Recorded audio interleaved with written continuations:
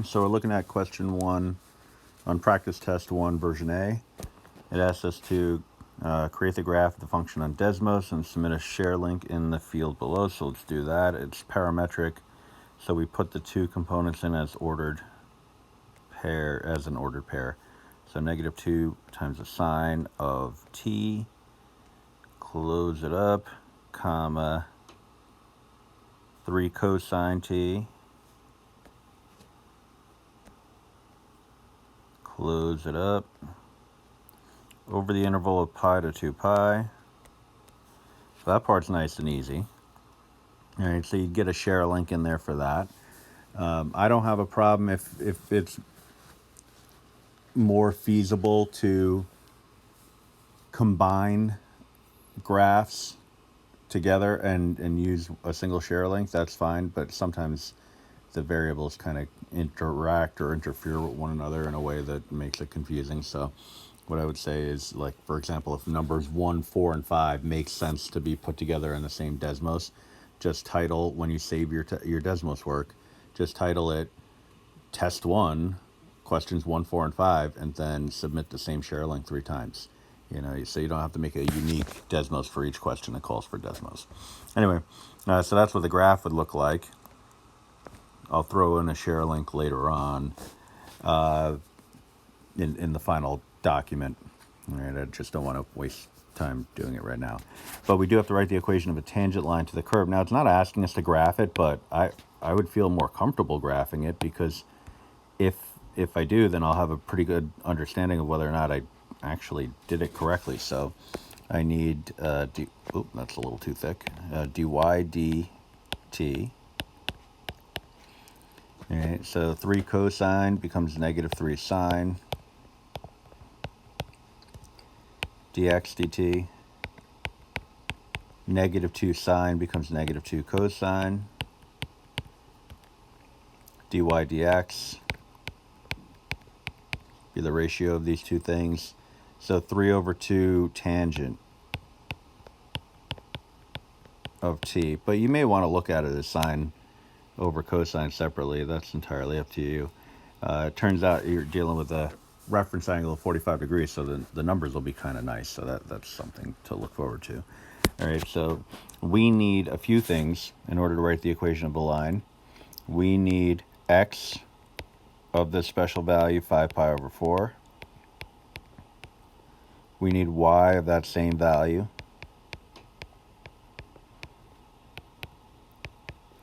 And we need the derivative at that same value.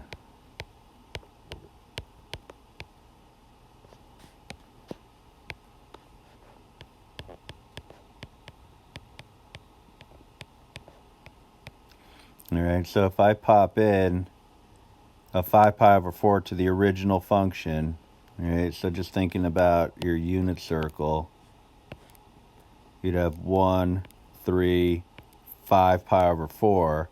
So this is the one that we'd be looking at. That's the one of interest. All right, ASTC tells us that only tangent is positive in the third quadrant, and it's reciprocal, of course.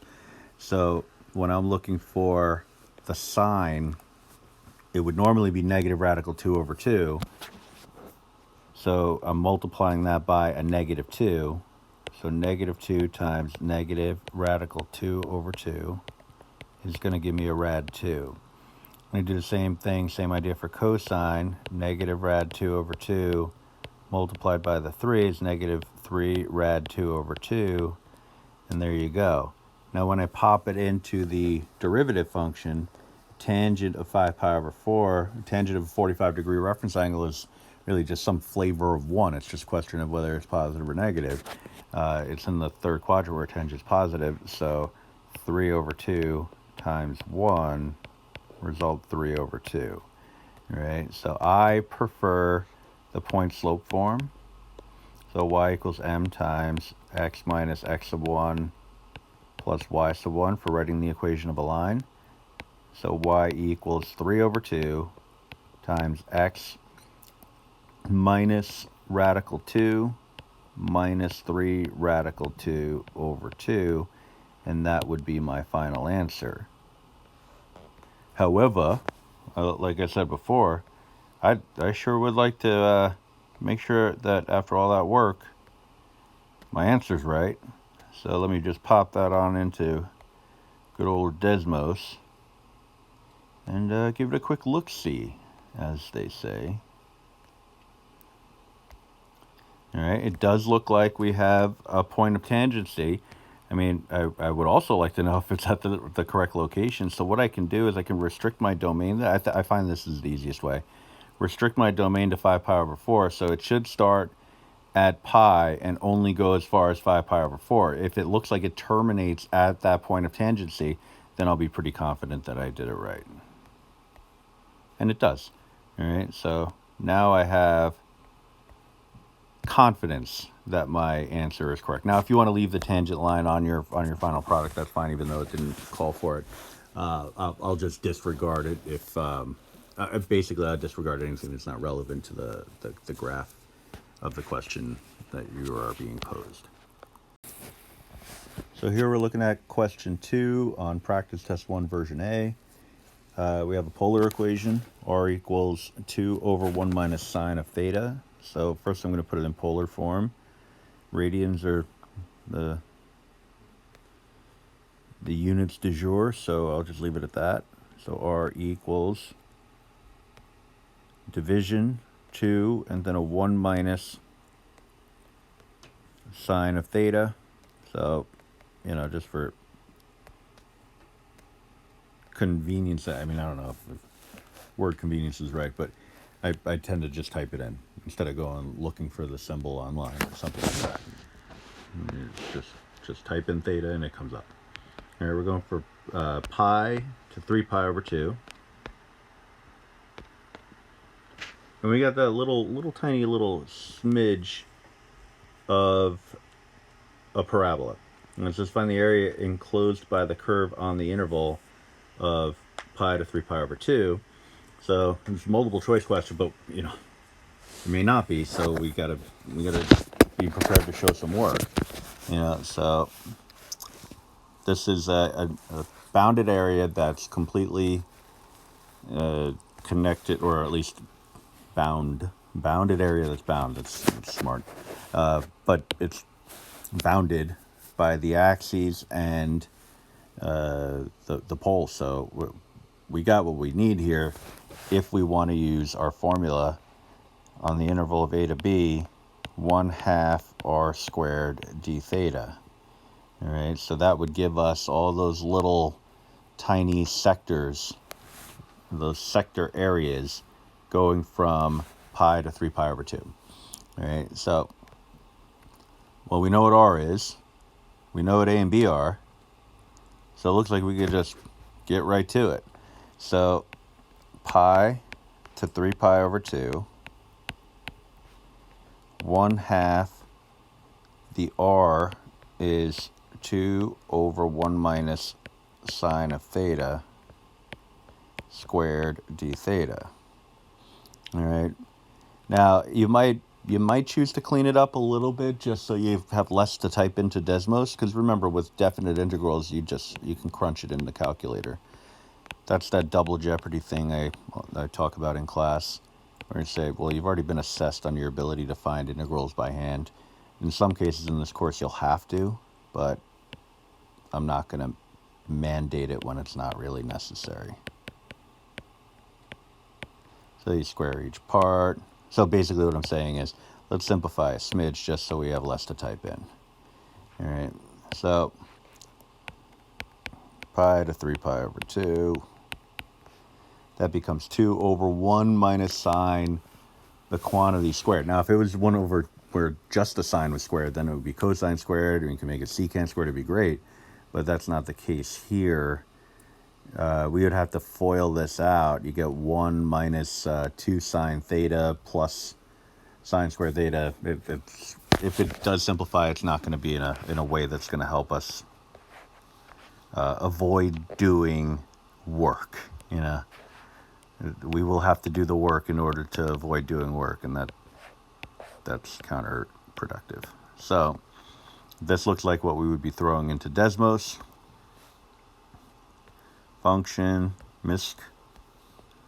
miscellaneous. 3 pi over 2. I'm just double checking my domain because I've been writing that several times, and there's always a chance that I'm just misremembering. So division, get a little paranoid over that kind of thing. So 1 minus the sine. Why did I go into stats for sine? Inquiring minds want to know. Okay, 1 minus sine. Close it up. Quantity squared. Close it up. Throw in a d. And theta. And you get 1.3 repeated. If you don't recognize that as 4/3, then tap on a little fraction icon and it'll convert it over for you. All right, so this one was kind of a walk in the park compared to some of the other area problems that you've seen, you know. So I try to keep my tests balanced in the sense that, you know, for every really challenging question, there's an easy one to make up for it. So, but, you know, otherwise it'd be, you know, too hard of an assessment. That's not fair. So this is the easy one. So be on the lookout for the one to make up for this one, you know, the hard one to balance this one out. All right. And, you know, you could also try things like making use of the notation that Desmos has. You know, so for example, 1/2 r squared d theta. You can type it in like that, and you're like, well, why didn't you lead with that? Well, it's not always going to be that simple, because if you have two r equations and you don't distinguish them from one another using subscripts in some capacity, then Desmos is not going to know what the heck you're talking about. Right? So in the case of just a single r equation, making up the, you know, the body of your integrand, you can actually do it this way because there's only one r that this could possibly be, and that would be what you defined it as up here, 2 over 1 minus sine of theta. All right, so that's kind of a nifty little workaround. It's not always, like I said, going to be in play, but, you know, if it is, you could save yourself some typing. But I tend to do it this way because if I'm prepared for the worst case scenario, then you know, I'll be pleasantly surprised if I can, you know, get away with some things. All right, so just keep that kind of thing in mind. So we're looking at question 3 on practice test 1, version A. We have the parametric equation, 3 cosine, 3 sine. So let's pop that in. I forgot the the 3, so let me just retroactively put that in there. Comma, 3 sine. It's happening over the interval of 0 to 1. Now, if we went 0 to 2 pi, you'd see a full circle. Not what we want. We only want half of that, pi to 2 pi. It is a good question to, or at least consider, you know, where's the pi and where's the 2 pi? You know, like, where does it start, where does it stop? Right? With parametrics, that's always an important thing to consider. If you put in pi, if you plug that into your parametric, you get 3 times cosine of pi, so 3 times -1, so -3, comma 3 times sine of pi, which is 0, -3, 0. That puts you on the left. All right, so this is going from the leftmost point and then working around in a counterclockwise fashion till it gets to the rightmost point. Is that crucial in this problem? Nah, not really, but it's good to kind of have in mind. Now it's asking us to find any values of t for which there is a minimum value on the interval. Now, the interval, those radian measures are related to the t values, which is great, because based off of symmetry, I can look at this problem right away and say, well, if the leftmost point is pi and the rightmost point is 2 pi, halfway between those two things ought to be this guy. So for a multiple choice question, This is the easiest, but again, you got to be prepared to show some work. All right. So what I figured I would do here, just so you got another look at it, I'll show you some stuff that you actually wouldn't need to do, but it's always a good starting point because people tend to get jammed up on this sort of thing. All right. Just remember that x is equal to r times the cosine of theta, and y is equal to r times the sine of theta.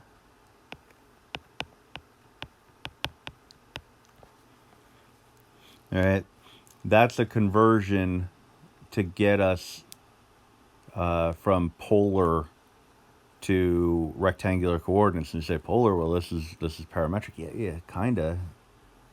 But it also, I mean, when you look at it, it pretty clearly is a polar relationship. So if you needed to, you could actually look at this and say, well, wait a minute, why not take this and convert it over into rectangular form and see what I get? All right. So that's something that you can keep in mind. All right. The other thing that you can keep in mind is when you have something that's in parametric form, you could solve for one in terms of the other. So in the case of x equals 3 cosine t, you solve for, like in this case, the t, and then plug it into the other equation and simplify and see what you come up with. All right. But let me just kind of pull on this thread a little bit real quick. So if I look at this and I say we have x over r equals cosine of t, well, in this case, theta, or at least in my side example here, y over r is equal to the sine of theta, square both sides, like a brown, I don't know, doesn't really pop. Square both sides,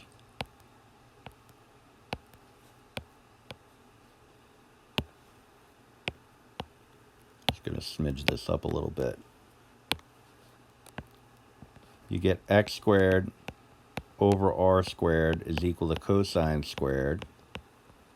Y squared over r squared is equal to sine squared. So if you add these two equations together, you get x squared over r squared plus y squared over r squared is equal to 1. All right, so that's a relation that would allow you to combine what you have in parametric form. Polar parametric is what I call it. I don't know if there's actually a name for it. It's just when you define two equations, x and y, in terms of a parameter. It's parametric. It's just this has a polar form to it. So I call it polar parametric. All right, so I can kind of look at this and say, well, let's clean that up and say multiply both sides by r squared, and you get x squared plus y squared is equal to r squared. All right, so if you're really in a jam and you're like, I don't remember how to take the derivative of parametrics or polars or anything like that, then you can convert it over into rectangular form and see where that gets you. All right, now in this case, the r value happened to be a 3, so I can make this x squared, so I'll say when r is equal to 3, we have x squared plus y squared is equal to 9. I could take the derivative, 2x plus 2y dy dx. You'd have to do it implicitly, unless you wanted to solve this for y in terms of x. That would make it a little uglier, but it's still manageable. X plus y dy dx equals 0, making dy dx equal to negative x over y. I mean, this is a long path to get to an answer, but you can get there. Now, I'd have to know what x and y are. Now, we have x and y, but they're defined in terms of cosines and sines. So x is given as 3 cosine t, y is given as 3 sine of t.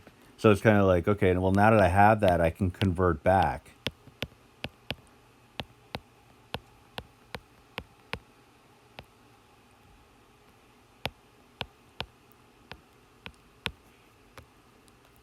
All right. And so you can start the process at that point. All right. So this is the long way, but it'll get the job done. It's just a question of is that what you want to do? All right. So uh, I don't know how else to write it except to say the long way.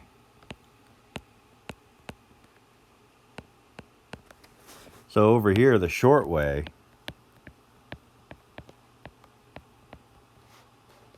poor quality Y. And also the short way might be your motivation for being like, okay, well, let me make sure I definitely understand how to take the derivative of parametric, polar, parametric, other or otherwise. You have Y equals, and we did this in question 1, I believe, 3 sine of t dy dt is equal to 3 cosine of t. X is equal to 3 cosine of t dx dt is equal to negative 3 sine of t.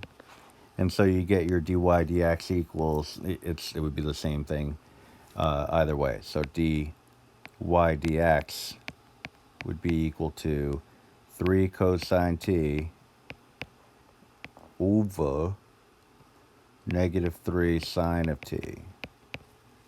All right, just in this instance, the negatives associated with the bottom, but you can see hopefully pretty clearly that they're the same. All right, either way, our job here is to find a minimum value on the interval. So whichever method you choose ought to get you to a minimum when you set the derivative equal to 0. Dy dx should be equal to 0. That'll give you a turning point. So that tells us, we can cancel the 3's here. We can cancel the 3's here.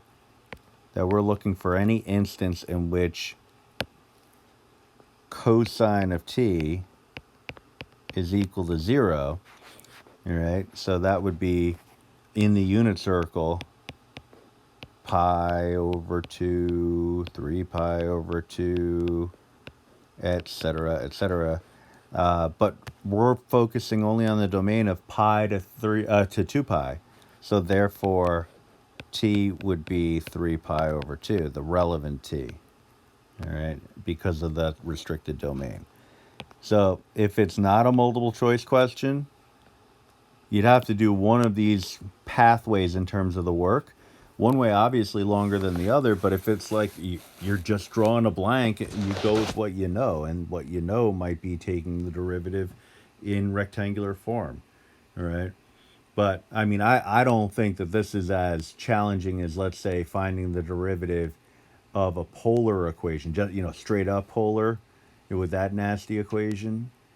And in that case, you might be more motivated to kick it over into rectangular form. But I leave it up to you, obviously. As long as the calculus is there, then you're fine.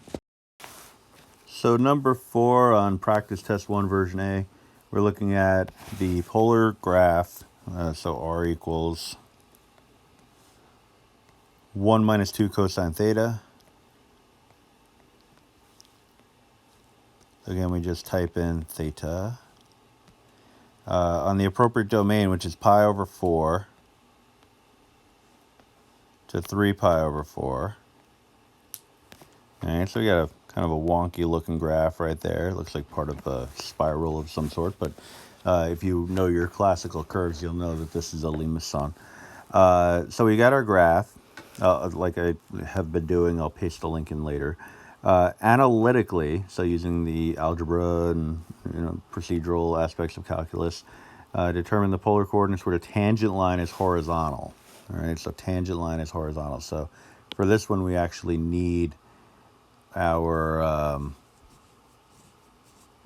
polar derivative rule, which would be, bring it in, dy dx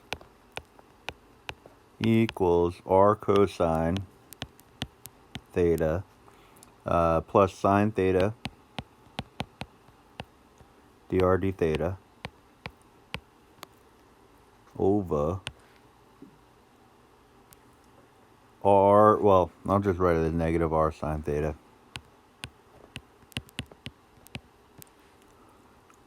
plus cosine theta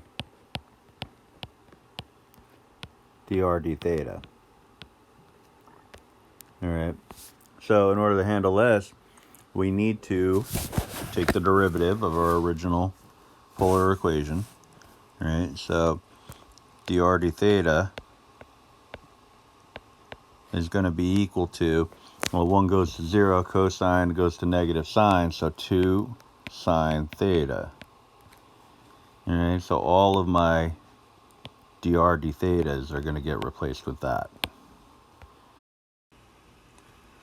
I can also swap out my r's with a 1 plus 2 cosine theta. So I got a couple of substitutions that can happen here. So I'm going to make it dy dx equals 1 minus 2 cosine theta times another cosine theta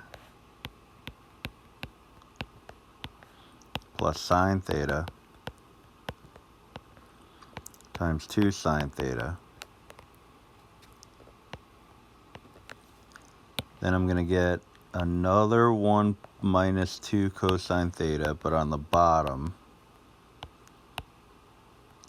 negated this time, multiplied by sine of theta plus cosine theta multiplied by 2 sine theta. All right, so we're looking to set this derivative equal to 0. I don't see the point in simplifying just yet until we get to at least the part where, we've evaluated the expression, or at least what the question is asking us. All right, tangent line is horizontal, so let's set it equal to 0, cross multiply, and then see what the order of operations or procedure ought to be. All right, so cross multiply.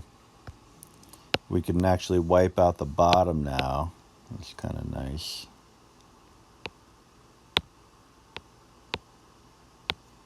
I got some extra fluff floating around here. Let me clean that up. Set it equal to 0. Continue to set it equal to 0. So now it looks like I would need to distribute. I don't see anything that could be factored out. So cosine theta minus 2 cosine squared theta plus 2 sine squared theta equals 0. All right. If only this were a plus sign. That would have cleaned up nicely, but it's not. So continuing on. If this were all in terms of cosine, then we could do some factoring. So that's what I'm going to do.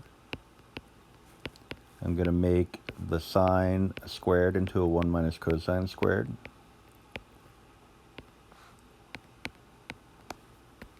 I'll distribute that.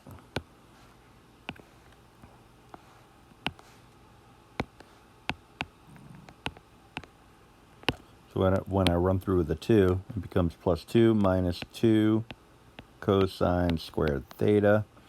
So it looks like if I combine these terms and add them to the other side, I'll get a 4 cosine squared theta, then minus cosine theta minus 2 equals 0. So if this trinomial is factorable, that'd be great. If not, into Desmos it goes. All right.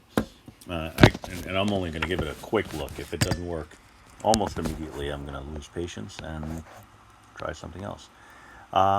Actually, 2 wouldn't make sense. 2 and 2 wouldn't make sense because that would imply that there was a GCF somewhere. So if it's going to work, it's going to be 4 and 1. Actually, I don't even see how you're going to get a result involving a 4 and a 1. So let me actually suggest that I've lost patience and that I'm willing to go right into Desmos. All right, so 4 cosine squared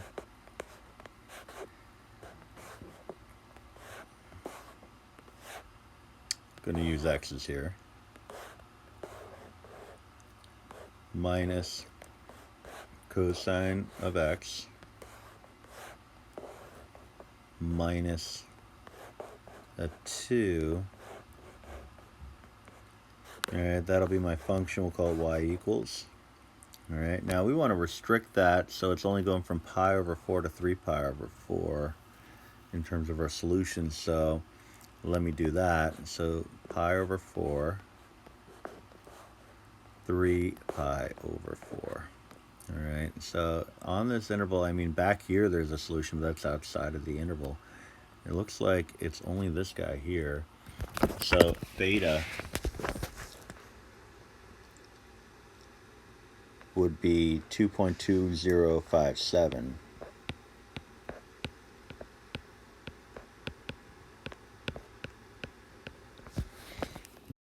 I just need to see the coordinates that this would correspond to in polar form.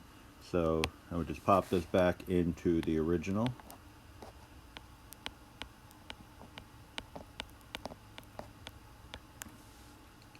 So 1 minus 2 cosine theta.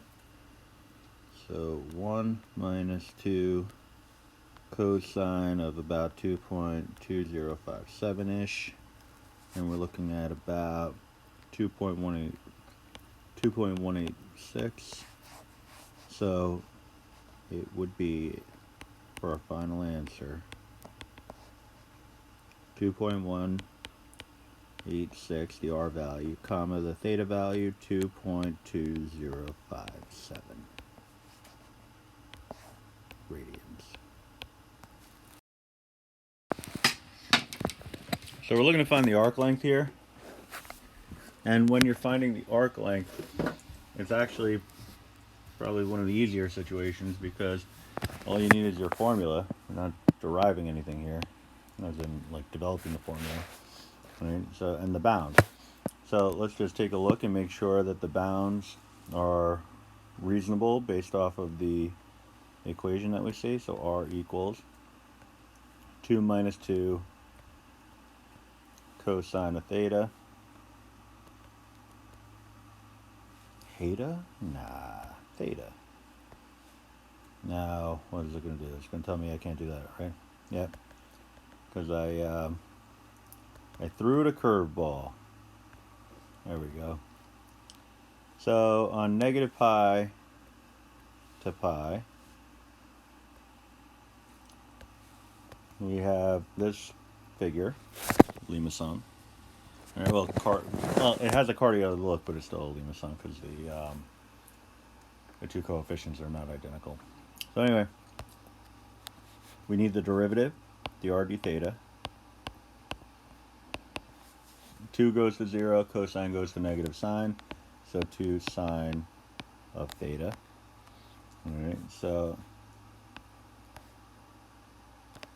the square root of r squared plus dr d theta squared d theta over the interval of a to b, alpha to beta. All right, so we're going from negative pi to pi.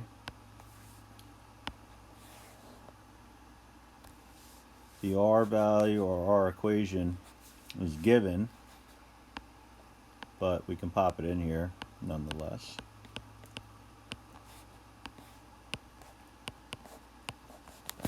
And then pop in the 2 sine theta.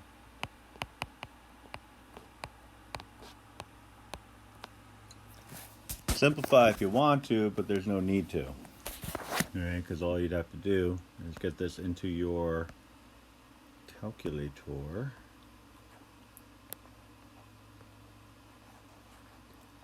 Desmos knows that we have a single r, so I'm going to write r squared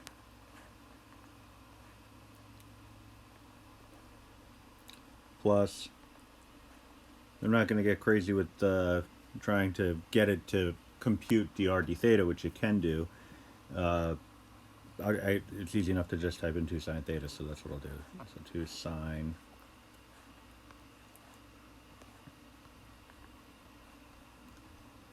close it up, square it, get out of there, close it up, and slap on a d theta, and it tells you that the arc length is 16. Alright, so 16 linear units, but there's your work. Alright. Now, if you don't trust it, you can replace the r with a 2 minus 2 cosine theta, but you'll see that it plays out correctly. Alright.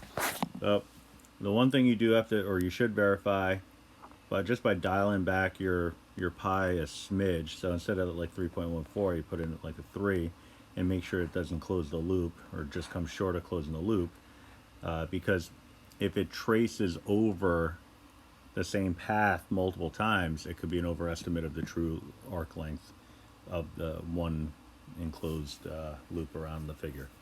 All right, but you should get a 16 as a result for this one.